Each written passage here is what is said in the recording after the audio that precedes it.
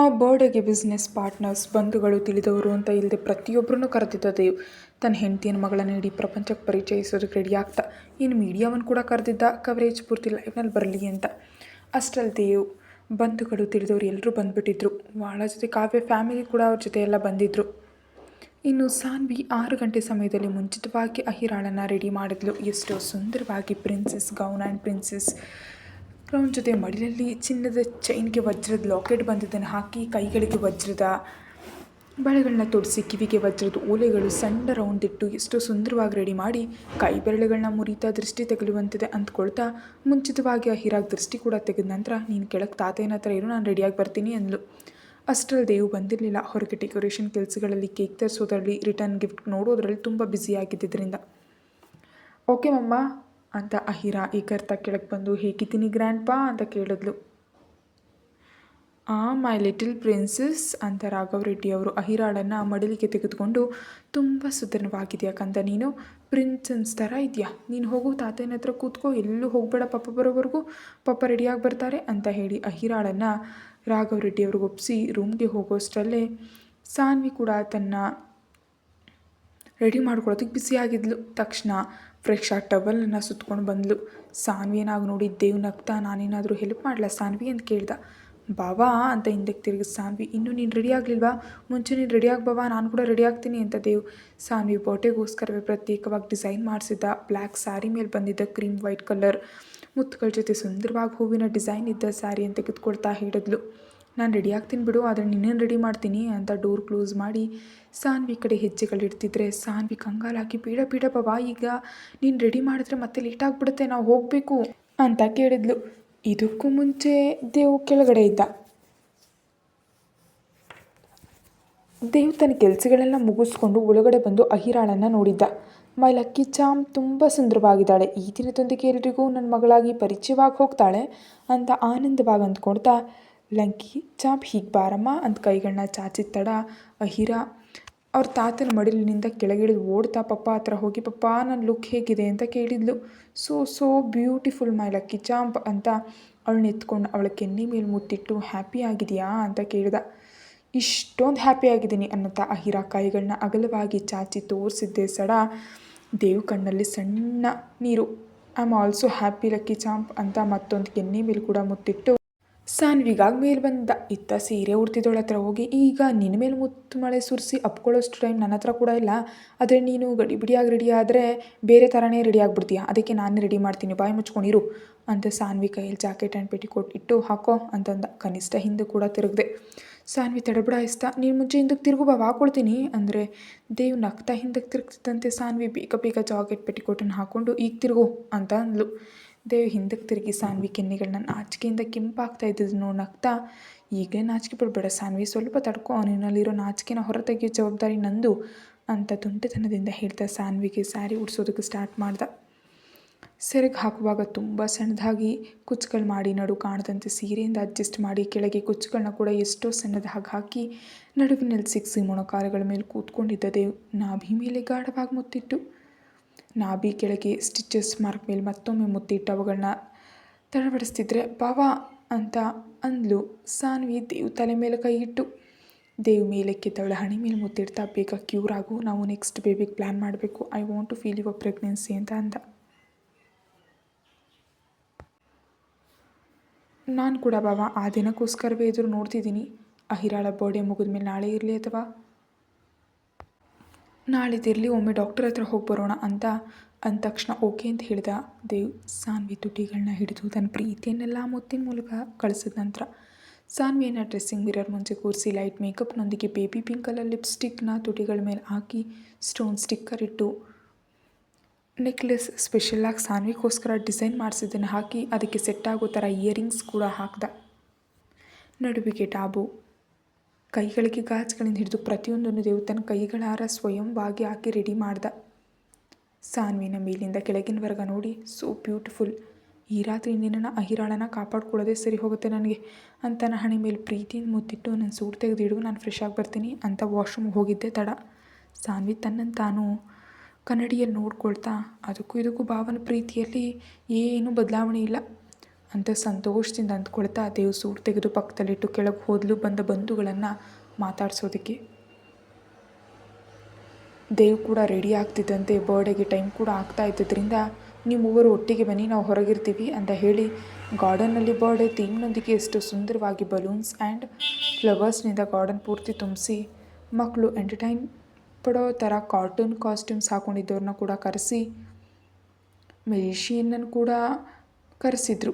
ಅವ್ರನ್ನ ಸಂತೋಷ ಪಡ್ತಿದ್ರೆ ಮತ್ತೊಂದು ಕಡೆ ದೊಡ್ಡವರು ಸ್ಟೇಜ್ ಡೆಕೋರೇಷನ್ ಎಷ್ಟು ಅದ್ಭುತವಾಗಿ ನೋಡ್ತಾ ಇಷ್ಟೊಂದು ಸಡನ್ನಾಗಿ ಯಾವತ್ತೂ ಮಾಡೋದು ಮಗಳ ಬರ್ಡೇ ಮಾಡ್ತಿರೋದು ಯಾಕೋ ಅಂತ ಗುಸುಗುಸಾಗಿ ಮಾತಾಡ್ಕೊಳ್ತಿದ್ರು. ಇನ್ನು ಸ್ಟೇಜ್ ಕಲರ್ಫುಲ್ ಬಲೂನ್ಸ್ನಿಂದ ಎಷ್ಟು ಸುಂದರವಾಗಿ ರೆಡಿಯಾಗಿದ್ದರೆ ಸ್ಟೇಜ್ ಮೇಲಿನ ಟೇಬಲ್ ಮೇಲೆ 4 ಸ್ಟೆಪ್ಸ್ ಕೇಕ್ ಬೇಬಿ ಡಾಲ್ ಥೀಮ್ದಿಟ್ಟಿದ್ರೆ ಹಿಂದಿನ ಸ್ಕ್ರೀನ್ ಮೇಲೆ ಅಹಿರಾ ಚಿಕ್ಕಂದಿನ ಫೋಟೋಗಳು ಒಂದೊಂದಾಗಿ ಸ್ಕ್ರೋಲ್ ಆಗ್ತಾ ಸಣ್ಣ ಮ್ಯೂಸಿಕ್ ರನ್ ಆಗ್ತಿತ್ತು.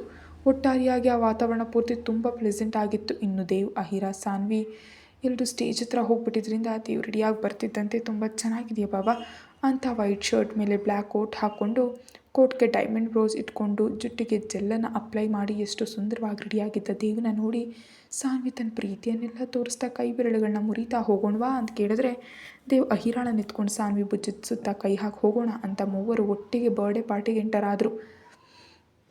ಮೂವರು ಒಟ್ಟಿಗೆ ಎಂಟರ್ ಆಗ್ತಿದ್ದಂತೆ ಕ್ಯಾಮರಾಗಳು ಪೂರ್ತಿ ಜೋಡಿ ಕಡೆ ತಿರುಗಿದ್ರೆ ಎಲ್ಲರ ತಲೆಗಳು ಕೂಡ ಹತ್ತ ಕಡೆ ತಿರುಗಿದ್ವು. ಮೂವರು ಒಂದೇ ಟ್ಯೂನಿಂಗ್ ಡ್ರೆಸ್ನಲ್ಲಿ ಎಷ್ಟು ಸುಂದರವಾಗಿ ನೋಡೋದಕ್ಕೆ ಚೆನ್ನಾಗಿರೋ ಜೋಡಿ ಬರ್ತಿದ್ದಂತೆ ಎಲ್ಲರೂ ಆಶ್ಚರ್ಯಪಟ್ಟು ನೋಡ್ತಿರುವಾಗಲೇ ದೇವ್ ಸಾನ್ವಿಯನ್ನು ಅಹಿರಾಳನ್ನು ಕರ್ಕೊಂಡು ಸ್ಟೇಜ್ ಮೇಲೆ ಏರ್ದ. ಸ್ಟೇಜ್ ಏರ್ತಿದ್ದಂತೆ ಅಲ್ಲಿವರೆಗೂ ಪ್ಲೇ ಆಗ್ತಿದ್ದ ಮ್ಯೂಸಿಕ್ ನಿಂತು ಹೋಗಿ ದೇವ್ ಮೈಕ್ ತೆಗೆದುಕೊಂಡು thank you so much everyone, ಕರೀತಿದ್ದಂತೆ ನನ್ನ ಮಗಳ ಬರ್ಡೇ ಪಾರ್ಟಿಗೆ ಬಂದಿದ್ದಕ್ಕೆ ಆ್ಯಂಡ್ ಪ್ರತಿಯೊಬ್ಬರು ಬರ್ಡೇ ಪಾರ್ಟಿ ಎಂಡ್ ಆಗೋವರೆಗೂ ಇದ್ದು ಊಟ ಮಾಡಿ ರಿಟರ್ನ್ ಗಿಫ್ಟ್ ತೊಗೊಂಡೇ ಹೋಗಬೇಕು, ನೆನ್ಪಿಟ್ಕೊಳ್ಳಿ ಅಂತ ಕಿರುನಗುವಿನೊಂದಿಗೆ ಹೇಳಿ ನಕ್ಕು ನಾವು ಇಂಟ್ರೊಡ್ಯೂಸ್ ಮೈ ಫ್ಯಾಮಿಲಿ ಅಂತ ಸಾನ್ವಿ ಭುಜದ ಸುತ್ತ ಕೈ ಹಾಕಿ she is my wife Sanvi Dev and she is my daughter Ahira Dev ಅಂತ ಅವರಿಬ್ಬರನ್ನ ಪರಿಚಯ ಮಾಡಿದ ನಂತರ ಇನ್ನು ಮಿಕ್ಕಿದವ್ರನ್ನೆಲ್ಲ ಕೂಡ ಅಲ್ಲಿಗೆ ಕರೆಸಿ ರಾಘವ್ ರೆಡ್ಡಿ ಅವ್ರನ್ನ ತಾತಯ್ಯನಾಗಿ, ಪ್ರಯಾಗ್ನ ತನ್ನ ಭಾವನಾಗಿ, ಕಾವ್ಯಾಳನ್ನ ತನ್ನ ತಂಗಿಯಾಗಿ, ಅನ್ಸೂಯ ಅವ್ರನ್ನ ತನ್ನ ಅತ್ತೆಯಾಗಿ ಪರಿಚಯ ಮಾಡಿ ದಿಸ್ ಇಸ್ ಮೈ ಫ್ಯಾಮಿಲಿ. ಇಷ್ಟುವರೆಗೂ ನಾನು ಫ್ಯಾಮಿಲಿ ಡೀಟೇಲ್ಸ್ ಎಲ್ಲ ಯಾವ ಮೀಡಿಯಾದಲ್ಲೂ ಕೊಟ್ಟಿರಲಿಲ್ಲ, but right now I want to introduce my family to this world ಅಂತೆಲ್ಲರೂ ನೋಡ್ತಾ ಇರುವಾಗಲೇ ಹಿಂದಿನ ಸ್ಕ್ರೀನ್ ಮೇಲೆ ದೇವ್ ಸಾನ್ವಿಯರ ಮದುವೆಯಿಂದ ಹ್ಯಾಪಿ ಮೂಮೆಂಟ್ಸ್ನಲ್ಲಿ ತೆಗೆದ ಪ್ರತಿಯೊಂದು ಫೋಟೋ, ಕೊನೆಗೆ ಸಾನ್ವಿ ಅಹಿರಾಣನ ಎತ್ತಾಗ ಅವಳನ್ನ ಕೈಗಳಿಗೆ ತೆಗೆದುಕೊಂಡು ನಗ್ತಿದ್ದಾಗ ಫೋಟೋ ಕೂಡ ಸ್ಕ್ರೀನ್ ಮೇಲೆ ಡಿಸ್ಪ್ಲೇ ಆಗ್ತಿದೆ ನೋಡಿ ಸಾನ್ವಿ ಆಶ್ಚರ್ಯಪಟ್ಟು ನೋಡ್ತಾ ಇರುವಾಗಲೇ ದೇವ್ ಕಡೆ ನೋಡಿದ್ಲು. ದೇವ್ ಕಣ್ಣುಗಳನ್ನ ತುಂಟತನದಿಂದ ಮಿಟುಕಿಸಿ ಮತ್ತೆ ಸ್ಕ್ರೀನ್ ಕಡೆ ನೋಡ್ತಿದ್ದಂತೆ ಸಾನ್ವಿ ಕೂಡ ತಿರುಗಿದ್ಲು. ಮತ್ತು ಸ್ಕ್ರೀನ್ ಮೇಲೆ ಸಾನ್ವಿ ಕಳ್ಳತನದಿಂದ ಅಹಿರಾಳನ್ನು ನೋಡೋದ್ರಿಂದ ಹಿಡಿದು ದೇವ್, ಕಾವ್ಯ, ಪ್ರಯಾಗ್, ರಾಘವ್ ರೆಡ್ಡಿ ಅವರು, ಅನ್ಸೂಯ ಅವರು ಪ್ರತಿಯೊಬ್ಬರು ಅಹಿರಾಳನ ಆಡಿಸೋದು, ಅವ್ರ ಜೊತೆ ಆಟ ಆಡೋದು, ಅವ್ರ ಮಧ್ಯೆ ಮಾಡಿದ ಬರ್ಡೇ ಫೋಟೋಸ್ ಪ್ರತಿಯೊಂದು ಲೈಟ್ ಮ್ಯೂಸಿಕ್ನೊಂದಿಗೆ ಡಿಸ್ಪ್ಲೇ ಆಗ್ತಾ ಕೊನೆಯಲ್ಲಿ ಆ ದಿನ ಬೆಳಿಗ್ಗೆ ಪರ್ಫೆಕ್ಟ್ ಫ್ಯಾಮಿಲಿ ಥರ ಇದ್ದು ಎಲ್ಲರೂ ಪಿಕ್ ತೆಗೆದಿದ್ದರಿಂದ ಆ ಪಿಕ್ಕನ್ನು ಕೊನೆಯದಾಗಿ ಡಿಸ್ಪ್ಲೇ ಮಾಡಿ ಆಕಾಶಕ್ಕೆ ಪಟಾಕಿಗಳನ್ನ ಬಿಟ್ಟರು. ಹ್ಯಾಪಿ ಬರ್ಡೇ ಅಹಿರಾ ಅನ್ನುತ್ತಾ. ಅದರ ಜೊತೆಯಲ್ಲೇ ಹ್ಯಾಪಿ ಬರ್ಡೇ ಎಂಬ ಮ್ಯೂಸಿಕ್ ಕೂಡ ಸ್ಟಾರ್ಟ್ ಆಯಿತು ತುಂಬ ಪ್ಲೇಸೆಂಟಾಗಿ. ಅದೆಲ್ಲ ನೋಡ್ತಿದ್ದು ಪ್ರತಿಯೊಬ್ಬರು ಶಾಕ್ ಆದರು.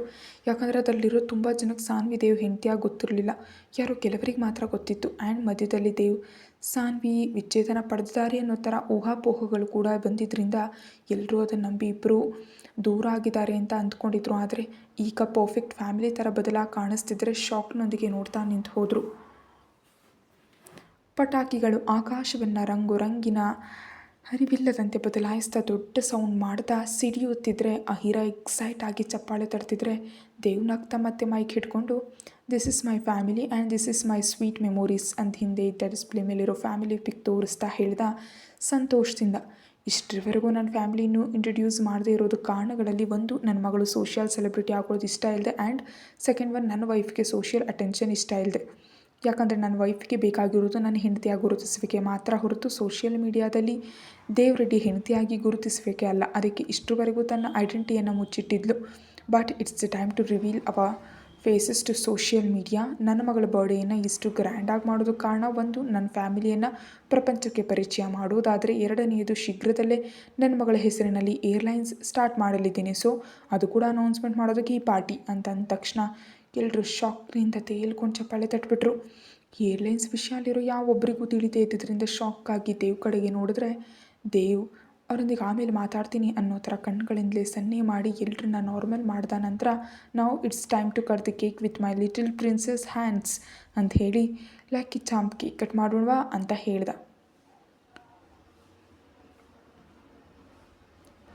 ಎಸ್ ಪಪ್ಪ ಎಸ್ ಅಂತ ಅಹಿರ ಎಕ್ಸೈಟ್ ಆಗ್ತಿದ್ರೆ, ದೇವ್ ನಗ್ತಾವಳನ್ನ ಅಲ್ಲೇ ಇದ್ದ ಪ್ರಿನ್ಸಸ್ ಚೇರ್ನಲ್ಲಿ ಕೂರಿಸಿ ತನ್ನ ಪಕ್ಕದಲ್ಲಿ ದೇವ್ ಮತ್ತು ಸಾನ್ವಿ ನಿಂತು ಇಬ್ಬರು ಅಹಿರಾಳ್ ಕೈಗಳನ್ನ ಹಿಡಿದು ಮನಸ್ಸಾರೆ ಕೇಕ್ ಕಟ್ ಮಾಡಿಸಿದ್ರು. ಹಿಂದೆ ನಿಂತಿದ್ದ ತನ್ನ ಕುಟುಂಬದವರು ಹ್ಯಾಪಿ ಬರ್ಡೇ ಅಂತ ಹಾಡನ್ನು ಆಡ್ತಿದ್ರೆ, ಕೆಳಗಿದು ಉಳಿದವರು ಕೂಡ ಹಾಡಾಡ್ತಿದ್ರು. ಸುಂದರವಾದ ಸಂಗೀತದ ಹಿನ್ನೆಲೆ ಈ ಬಾರಿ ಹ್ಯಾಪಿ ಬರ್ಡೇ ಹಾಡು ಶುರುವಾಗ್ತಿದ್ದಂತೆ ದೇವ್, ಅಹಿರ ಮತ್ತು ಸಾನ್ವಿ ಮೂವರು ಒಟ್ಟಿಗೆ ಕೇಕ್ ಕಟ್ ಮಾಡಿದ್ರು. ಮೂವರು ಪರಿಪೂರ್ಣ ಕುಟುಂಬದಂತೆ ಕಾಣಿಸ್ತಿರೋದನ್ನು ಮೀಡಿಯಾದವರು ಲೈವ್ ಕವರೇಜ್ ನೀಡ್ತಿದ್ರೆ, ಟಿವಿಯಲ್ಲಿ ನೋಡ್ತಿರೋರೆಲ್ಲರೂ ಆಶ್ಚರ್ಯಚಕಿತರಾದರು. ಅಲ್ಲಿಗೆ ಬಂದಿದ್ದ ದೇವ್ನ ಉದ್ಯೋಗಿಗಳು ಕೂಡ ಅಚ್ಚರಿಯಿಂದ ಚೇತರಿಸ್ಕೊಂಡು ಚಪ್ಪಾಳೆ ತಟ್ತಿದ್ರು. ಇನ್ನು ರಾಮವ್ರ ಬ್ಯಾಚ್ ಮಾತ್ರ ಸಂತೋಷದಿಂದ ಈಗಲಾದರೂ ಸಾನ್ವಿಗೆ ಅವಳ ಹಕ್ಕಿನ ಸ್ಥಾನ ಸಿಕ್ಕದಂತಾಗಿ ಆನಂದಪಟ್ಟರು. ಕೇಕ್ ಕಟ್ ಮಾಡಿದ ಮೇಲೆ ಅಹಿರಾಳ್ ಕೈಯಲ್ಲಿ ಸಾನ್ವಿ ಸಣ್ಣ ಕೇಕ್ ತುಂಡನಿಟ್ಟು, ನಿನಗೆ ಯಾರು ತುಂಬ ಇಷ್ಟವೋ ಅವ್ರಿಗೆ ತಿನ್ನಿಸು ಅಹಿ ಅಂತ ಸಾನ್ವಿ ಅಂದ ತಕ್ಷಣ ಅಹಿರ ಒಂದು ಕ್ಷಣವೂ ಯೋಚಿಸ್ದೆ, ನನಗೆ ನನ್ನ ಪಪ್ಪ ಅಂದರೆ ಜಗತ್ತಿನಲ್ಲಿ ಅತಿ ಹೆಚ್ಚಿಷ್ಟ ಅಂತ ಹೇಳಿ ದೇವ್ ಬಾಯಿಯಲ್ಲೇ ಕೇಕನ್ನು ಇಡ್ತಿದ್ದಂತೆ ದೇವ್ ಕಣ್ಣುಗಳು ದೇವವಾದವು. ತನ್ನ ಮಗಳು ತನಗೆ ಮೊದಲ ಆದ್ಯತೆ ನೀಡೋದು ತಂದೆಯಾಗಿ ಅವನಿಗೆ ಹೆಮ್ಮೆಯ ಸಂಗತಿಯಾಗಿತ್ತು. ಆ ಕ್ಷಣ ದೇವ್ ಸಂತೋಷ ಆಕಾಶವನ್ನು ಮುಡ್ತು. ಆದರೆ ಆ ಭಾವನೆಯನ್ನು ಹಿಡಿದಿಟ್ಕೊಳ್ತಾ, ನನಗೂ ನೀನೇ ಇಷ್ಟ ಲಕ್ಕಿ ಚಾಂಪ್ ಅಂತ ಅಹಿರಾಳ ಬಾಯಲ್ಲಿ ಸಣ್ಣ ಕೇಕ್ ತುಂಡನ್ನು ಇಟ್ಟು, happy birthday my dear lucky champ ಅಂತ ಅವಳ ಹಣೆ ಮೇಲೆ ಪ್ರೀತಿಯಿಂದ ಮುತ್ತಿಟ್ಟ. ಅಹಿರ ಸಾನ್ವಿಗೂ ಕೂಡ ತಿನ್ನಿಸಿದ ಮೇಲೆ ಹಿಂದೆ ಇದ್ದ ರಾಘವ್ ರೆಡ್ಡಿಯವರು ಅಹಿರಾಗೆ ಕೇಕ್ ತಿನ್ನಿಸಿ, ಹ್ಯಾಪಿ ಬರ್ಡೇ ನನ್ನ ಚಿನ್ನ ತಾಯಿ ಅನ್ನುತ್ತಾ ಅಹಿರಾಳ ಕೈಯಲ್ಲಿ ವಜ್ರದ ಬಳೆಗಳ ಬಾಕ್ಸ್ ಇಟ್ಟು, ಇದು ನಿನಗಾಗಿ ನನ್ನ ಉಡುಗೊರೆ ಅಂತಂದರು. ಉಡುಗೊರೆ ಅಂತಂದ ತಕ್ಷಣ ಅಹಿರ ಉತ್ಸಾಹದಿಂದ ಅದನ್ನು ತೆರೆಯುವಷ್ಟರಲ್ಲೇ ಸಾನ್ವಿ ತಡೆದು, ಆಮೇಲೆ ನೋಡಲಿ ಮಾವಯ್ಯ, ಅತ್ತೆಯವರು ಕೂಡ ಇದ್ದಾರೆ ಅಲ್ವಾ ಅಂತ ಅವರನ್ನು ತೋರಿಸ್ತಿದ್ದಂತೆ ಅಹಿರ ಮುಖ ಸಿಂಡರಿಸ್ಕೊಂಡು ಆ ಬಾಕ್ಸನ್ನು ಸಾನ್ವಿ ಕೈಯಲ್ಲಿಟ್ಟು ಮಾವಯ್ಯ ಮತ್ತು ಅತ್ತೆ ಕಡೆ ನೋಡಿದ್ಲು. ಇಬ್ಬರು ಅಹಿರಾಗೆ ಬಂದು ಒಂದೇ ಬಾರಿಗೆ ಕೇಕ್ ತಿನ್ನಿಸಿ ತನ್ನ ಕೈಯಲ್ಲಿದ್ದ 6 ಅಡಿ ಎತ್ತರದ ದೊಡ್ಡ ಪಿಂಕ್ ಕಲರ್ ಟೆಡಿ ಬೇರನ್ನು ಅವಳಿಗೆ ನೀಡಿ, ಇದು ನಿನಗಾಗಿ ಪ್ರಿನ್ಸಸ್ ಅಂದರು. ಅಹಿರ ಟೆಡಿ ಬೇರ್ ಅಂತ ಅದನ್ನು ಹಿಡ್ಕೊಳ್ಳೋದಕ್ಕೆ ಪರದಾಡ್ತಿದ್ರೆ, ದೇವ್ನಾಗ್ತಾ ಟೆಡಿ ಬೇರನ್ನು ಪಕ್ಕದಲ್ಲಿಟ್ಟು, ನಂತರ ಲಕ್ಕಿ ಚಾಂಪಿಯನ್ ಮನೆಗೆ ಹೋದ್ಮೇಲೆ ನೀನಿಷ್ಟದಂತ ಆಟ ಆಡು ಅಂತ ಹೇಳಿ ಒಬ್ಬೊಬ್ಬರಾಗಿ ಪ್ರತಿಯೊಬ್ಬರು ಬಂದು ಉಡುಗೊರೆಗಳನ್ನ ನೀಡ್ತಾ ಅಹಿರಾಳನ್ನು ಅರಸ್ತಾ ಕೇಕ್ ತಿನ್ನಿಸ್ತಾ ಒಟ್ಟು ಹೋಗ್ತಿದ್ರು. ದೇವ್ ಡಿನ್ನರ್ಗೆ ಇಟಾಲಿಯನ್, ಚೈನೀಸ್ ಸೇರಿದಂತೆ ಬೇರೆ ದೇಶಗಳ ಹಲವು ವೈವಿಧ್ಯಮಯ ಆಹಾರಗಳ ಜೊತೆ ಭಾರತೀಯ ಊಟದಲ್ಲಿ ಸಿಹಿ ತಿಂಡಿಗಳಿಂದ ಹಿಡಿದು ಪಾನೀಯಗಳವರೆಗೆ ಯಾವುದೂ ಕೊರತೆ ಆಗದಂತೆ ಎಲ್ಲವನ್ನ ಅಚ್ಚುಕಟ್ಟಾಗಿ ಸಿದ್ಧಪಡಿಸಿದ್ದ. ತನ್ನ ಮಗಳ ಹುಟ್ಟುಹಬ್ಬದ ಪಾರ್ಟಿ ಯಾರೂ ಮರೆಯದಂಥ ಅದ್ದೂರಿಯಾಗಿ ಏರ್ಪಡಿಸಿದ್ದ. ಎಲ್ಲರೂ ಆ ಭಕ್ಷ್ಯಗಳು ನೋಡಿ ಮೊದಲು ಅಚ್ಚರಿಗೊಂಡು ಆಮೇಲೆ ಸಂತೋಷದಿಂದ ಹೊಟ್ಟೆ ತುಂಬ ಊಟ ಮಾಡಿ ರಿಟರ್ನ್ ಗಿಫ್ಟಾಗಿ ಲಕ್ಷ್ಮೀದೇವಿ ಚಿನ್ನದ ನಾಣ್ಯವನ್ನು ತೆಗೆದುಕೊಂಡು ಪಾರ್ಟಿ ಮುಗಿಯೋ ಹೊತ್ತಿಗೆ ಹೊಟ್ಟು ಹೋಗ್ತಿದ್ರೆ, ರಾಘವ್ ರೆಡ್ಡಿಯವರು ದೇವ್ ಮತ್ತು ಪ್ರಯಾಗ್ ಅವರಿಗೆ ಬೀಳ್ಕೊಡುಗೆ ನೀಡ್ತಿದ್ರು. ಇಷ್ಟರಲ್ಲಿ ಮೀಡಿಯಾದವರು, ಸರ್ ಒಂದು ಫ್ಯಾಮಿಲಿ ಪಿಕ್ ಬೇಕು ಫ್ರಂಟ್ ಪೇಜ್ನಲ್ಲಿ ಹಾಕೋದಕ್ಕೆ ಅಂತ ಕೇಳಿದ್ರಿಂದ ದೇವ್ ಸರಿ ಅಂತ ಹೇಳಿ ಸ್ಟೇಜ್ ಮೇಲೆ ರಾಯಲ್ ಸೋಫಾ ಹಾಕಿಸಿ ಅದರಲ್ಲಿ ರಾಘವ್ ರೆಡ್ಡಿಯವರು ಕೂತ್ರೆ ಅವರ ಪಕ್ಕದಲ್ಲಿ ಅನ್ಸೂಯ ಅವ್ರನ್ನ ಕೂರಿಸಿ ಅವ್ರ ಪಕ್ಕದಲ್ಲೇ ಪ್ರಯಾಗ್, ಕಾವ್ಯರನ್ನು ನಿಲ್ಲಿಸಿದ್ರು. ಅಹಿರ ರಾಘವ್ ರೆಡ್ಡಿಯವ್ರ ಮನೆಯಲ್ಲಿ ಕೂತ್ರೆ ದೇವ್ ಮತ್ತು ಸಾನ್ವಿ ಪಕ್ಕದಲ್ಲಿ ನಿಂತರು. ಪರಿಪೂರ್ಣ ಕುಟುಂಬದಂತೆ ಕಾಣ್ತಿದ್ದವ್ರನ್ನ ಮೀಡಿಯಾದವ್ರ ಜೊತೆಗೆ ಫೋಟೋಗ್ರಾಫರ್ ಕೂಡ ಚಿತ್ರ ತೆಗೆದುಕೊಂಡು, perfect sir, thank you so much ಅಂತ ಹೇಳಿ ಡಿನ್ನರ್ ಕಡೆ ಓಟ್ ಹೋದರು. ಅಹಿರ ತುಂಬ ದಣಿದು ನಿದ್ದೆಗೆ ಜಾರ್ತಿರೋದನ್ನು ಗಮನಿಸಿದಂಥ ಸಾನ್ವಿ, ನಾನು ಅವಳನ್ನು ಮಲಗಿಸ್ತೀನತ್ಗೆ, ನೀವು ಮೊದಲು ಹೋಗಿ ಊಟ ಮಾಡಿ, ಇಷ್ಟು ಹೊತ್ತಿನವರೆಗೆ ನೀವು ಊಟ ಮಾಡದೇ ಇರಬಾರ್ದು ಅಣ್ಣ ಹೋಗಿ ಅಂತ ಹೇಳಿದ್ಲು. ಪ್ರಯಾಗ್ ಸರಿ ಅಂತ ಕಾವ್ಯಣ್ಣನ ಕರ್ಕೊಂಡು ಹೋದರು. ದೇವ್, ರಾಘವ್ ರೆಡ್ಡಿ ಅವರು, ಅನ್ಸೂಯ ಅವರು ಮತ್ತು ಕಾವ್ಯ ಅವ್ರ ಪೋಷಕರನ್ನು ಕರ್ಕೊಂಡು ಹೋಗಿ ಅವರಿಗೆ ಊಟವನ್ನು ಬಡಿಸಿ ಅತಿಥಿಗಳಿಗೆ ಬೀಳ್ಕೊಡುತ್ತಾ ಬಿಸಿಯಾಗಿದ್ದ. ಇನ್ನು ಸಾನ್ವಿ ಒಳಗಡೆ ಹೋಗಿ ಅಹಿರಾಳ ಬಟ್ಟೆ ಬದಲಿಸಿ ಅವಳು ಕೇಕ್ ತಿಂದು ಹೊಟ್ಟೆ ತುಂಬಿದ್ರಿಂದ ಸ್ವಲ್ಪ ಮಜ್ಜಿಗೆ ಕುಡಿಸಿ ಮಲಗಿಸಿದ್ಲು.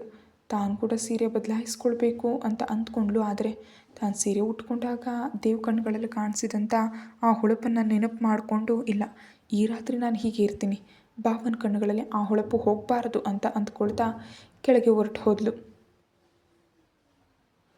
ಅಷ್ಟರಲ್ಲೇ ರಾಘವ್ ರೆಡ್ಡಿಯವರು ಊಟ ಮುಗಿಸಿದ್ರಿಂದ ಸಾನ್ವಿ ಬರ್ತಿದ್ದಂತೆ, ನೋಡು, ನೀನು ಮತ್ತು ದೇವ್ ಮಾತ್ರವೇ ಉಳಿದಿರೋದು, ನೀವು ಊಟ ಮಾಡಿ ಸಾನ್ವಿ ಅಂತ ಅಂದರು. ಸರಿ ತಾತಯ್ಯ, ನೀವೆಲ್ಲರೂ ಹೋಗಿ ರೆಸ್ಟ್ ಪಡೀರಿ ಅಂತ ಹೇಳಿ ಅವರೆಲ್ಲರನ್ನ ಕಳಿಸ್ಬಿಟ್ಟು ಸಾನ್ವಿ ದೇವ್ಗೆ ಬೇಕಾದಂಥ ತಿನಿಸುಗಳನ್ನ ಇಟ್ಟು ಮೇಡ್ ಮೂಲಕ ಒಳಗಡೆ ಇರಿಸಿದ್ಲು. ಹೋಗ್ತಿದ್ದ ಅತಿಥಿಗಳಿಗೆ ನಗ್ನಗ್ತಾ ಬೀಳ್ಕೊಡ್ತಿದ್ದ ದೇವ್ ಹತ್ರ ಹೋಗಿ, ಬಾಬಾ ನಾನು ನಿನಗೋಸ್ಕರ ರೂಮ್ನಲ್ಲಿ ಕಾಯ್ತಿರ್ತೀನಿ ಅಂತ ಹೇಳಿ ರೂಮ್ಗೆ ಹೋದ್ಲು. ದೇವ್ ಉಳಿದ ಅತಿಥಿಗಳಿಗೆ ಬೀಳ್ಕೊಟ್ಟ ಮೇಲೆ ಕೆಲಸಗಾರರ ಜೊತೆ ಗಾರ್ಡನ್ ಸ್ವಚ್ಛ ಮಾಡಿಸಿ ಉಳಿದ ಪದಾರ್ಥಗಳನ್ನ ಪ್ಯಾಕ್ ಮಾಡಿ ಬಡವರಿಗೆ ಮತ್ತು ಅನಾಥಾಶ್ರಮ ಕಳಿಸ್ಕೊಡುವಂತೆ ಸೀರಿಯಸ್ ಆಗಿ ಹೇಳಿ ರೂಮ್ಗೆ ಹೋದ. ರೂಮ್ಗಳಿಗೆ ಹೋಗೋಷ್ಟರಲ್ಲೇ ಸಾನ್ವಿ ಸೋಫಾದಲ್ಲಿ ಕೂತಿದ್ರೆ 5 ನಿಮಿಷ ಸಾನ್ವಿ ಅಂತ ವಾಶ್ರೂಮ್ಗೆ ಹೋಗಿದ್ದ ದೇವ್ ಫೇಸ್ ವಾಶ್ ಮಾಡ್ಕೊಂಡು ಬರೋಷ್ಟರಲ್ಲೇ ಸಾನ್ವಿ ಅದೇ ಸೀರೆ ಮತ್ತು ಆಭರಣದೊಂದಿಗೆ ಇರೋದನ್ನ ನೋಡಿ, ಅದೇನು ಸಾನ್ವಿ ನೀನು ಬಟ್ಟೆ ಬದಲಾಯಿಸ್ಕೊಳ್ಳಿಲ್ಲ ಯಾಕೆ ಅಂತ ಕೇಳ್ದ. ಬದಲಾಯಿಸ್ಕೊಳ್ಳೋದಕ್ಕೆ ಮನಸ್ಸಾಗಲಿಲ್ಲ ಬಾವ, ಬನ್ನಿ ತುಂಬ ದಣಿದಿದ್ದೀರಿ ಅಂತ ದೇವ್ ಕೈ ಹಿಡಿದು ಕರ್ಕೊಂಡು ಹೋಗಿ ಸೋಫಾದಲ್ಲಿ ಕೂರಿಸಿ ಊಟ ಬಡಿಸ್ತಿದ್ರೆ,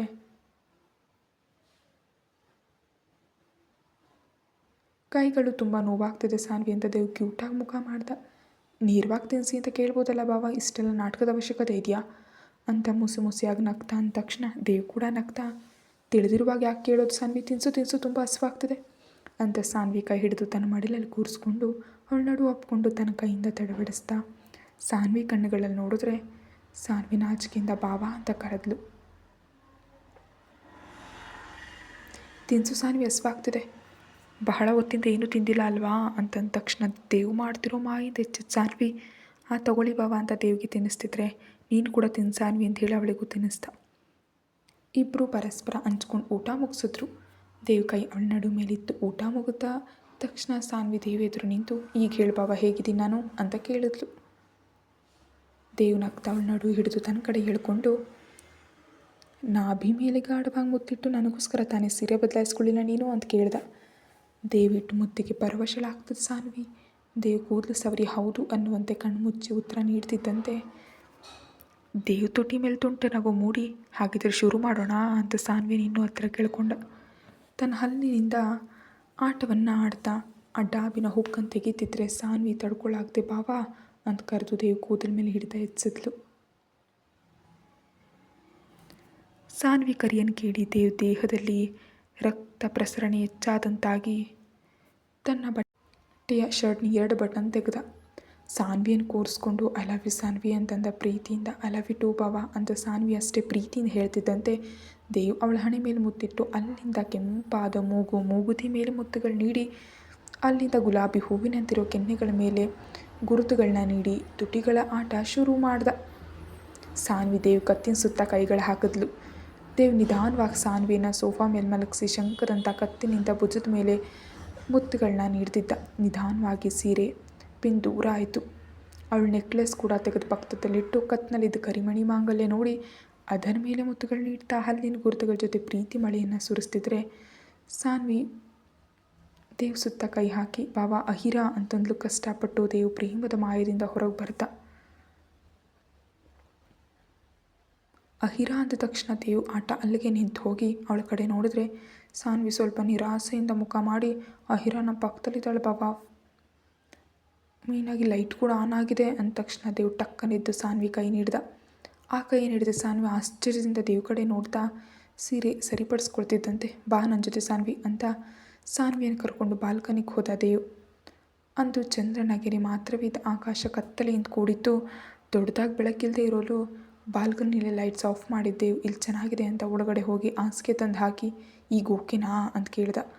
ಬಾವಾ ಅಂತ ಸಾನ್ವಿ ಆಶ್ಚರ್ಯಪಟ್ಟು ನೋಡ್ತಿದ್ರೆ ದೇವ್ ಸಾನ್ವಿಯೊಂದಿಗೆ ಹಾಸಿಗೆ ಮೇಲೆ ಮಲಗಿ, ನಂಗೆ ನೀನು ಬೇಕು ಸಾನ್ವಿ, ತುಂಬ ಬೇಕು, ಇನ್ನೂ ನನ್ನ ತಡಿಬೇಡ ದಯವಿಟ್ಟು ಅನ್ನುತ್ತಾ ಸಾನ್ವಿಯಿಂದ ವಸ್ತ್ರವನ್ನು ದೂರ ಮಾಡಿ ಇಬ್ಬರು ಒಬ್ಬರನ್ನೊಬ್ಬರು ಒಪ್ಕೊಂಡು ತಮ್ಮ ಪ್ರೇಮದ ಯುದ್ಧವನ್ನು ಶುರು ಮಾಡಿದ್ರು. ಸಾನ್ವಿ ದೇವ್ಗೆ ತಕ್ಕಂತೆ ಬದಲಾಗ್ತಾ ದೇವ್ ನೀಡುವ ಮುದ್ದಿಗೆ ಪರವಶಳಾಗಿ ಹೋಗ್ತಾ ಮೊದಲನೇ ಬಾರಿ ದೇವ್ಗೆ ತಿಳಿಗೆ ಹತ್ತಿರವಾಗಿದ್ದ ತಾನು ಈ ಬಾರಿ ಪೂರ್ತಿ ಎಚ್ಚರದಿಂದ ಮನಸ್ಸಿನಿಂದ ಎಂಥ ಭಯ ಹಿಂಜರಿಕೆ ಇಲ್ಲದೆ ದೇವ್ಗೆ ಸಂಪೂರ್ಣವಾಗಿ ಸ್ವಂತವಾಗೋದಕ್ಕೆ ತನ್ನನ್ನು ತಾನು ಸಿದ್ಧಪಡಿಸ್ಕೊಂಡ್ಳು. ಮತ್ತೊಂದು ಕಡೆ ದೇವ್ ಹತ್ರ 5 ವರ್ಷಗಳ ವಿರಹವನ್ನು ತೀರಿಸ್ಕೊಳ್ಳೋಕೆ ಸಿದ್ಧವಾಗ್ತಾ ಸಾನ್ವಿ ದೇಹದ ಮೇಲೆ ಎಲ್ಲಿಯೂ ಬಿಡದೆ ತನ್ನ ಗುರುತುಗಳನ್ನ ನೀಡ್ತಿದ್ದ. ಸಾನ್ವಿಯನ್ನು ಅಂಟ್ಕೊಂಡೇ ಹೋಗ್ಬಿಟ್ಟ ದೇವ್. ಇಬ್ಬರು ತಮ್ಮ ಜೀವನದಲ್ಲಿ ಆ ರಾತ್ರಿನ ಮರೆಯಲಾಗದ ಪುಟದಂತೆ ಬರೆದುಕೊಂಡು ಒಬ್ಬರಲ್ಲೊಬ್ಬರು ಲೀನವಾಗ್ತಾ ಅಷ್ಟು ವರ್ಷಗಳ ವಿರಹವನ್ನು ತೀರಿಸ್ಕೊಳ್ಳೋದ್ರಲ್ಲಿ ಬ್ಯುಸಿಯಾಗಿ ಬದಲಾಗೋದ್ರು. ಅವರ ಪ್ರೀತಿಯನ್ನು ನೋಡ್ತಿರೋ ಮೋಡಗಳು ಸಹ ನಿಮ್ಮ ಪ್ರೀತಿಗೆ ನಾನು ಸಂತೋಷ ಪಡ್ತಿದ್ದೀನಿ ಅಂತ ಚಿಕ್ಕ ಹನಿಗಳನ್ನು ಸುರಿಸ್ತಾ ನೆಲವನ್ನು ಮುದ್ದು ಹೊಡೆದು ಕಳಿಸಿದ್ರೆ ತಂಗಾಳಿ ಇಬ್ಬರನ್ನ ತಪ್ಪಿಕೊಂಡು ನೀವು ಸುರಿಸಿದ ಬೆವರನ್ನೇ ನಾನು ಆರಿಸ್ತೀನಿ ಅಂತ ಇಬ್ಬರಿಗೂ ಉಪಶಮನವನ್ನು ನೀಡ್ತಾ ಅವರನ್ನು ಆ ರಾತ್ರಿ ಮತ್ತಷ್ಟು ಹತ್ತಿರ ಮಾಡಿತು. ಕತೆ ಮುಂದುವರಿಯುತ್ತೆ. ಹೆಚ್ಚಿನದಕ್ಕಾಗಿ ಚಾನಲ್ಗೆ ಮೆಂಬರ್ಶಿಪ್ ತೊಗೊಳ್ಳಿ. Thank you.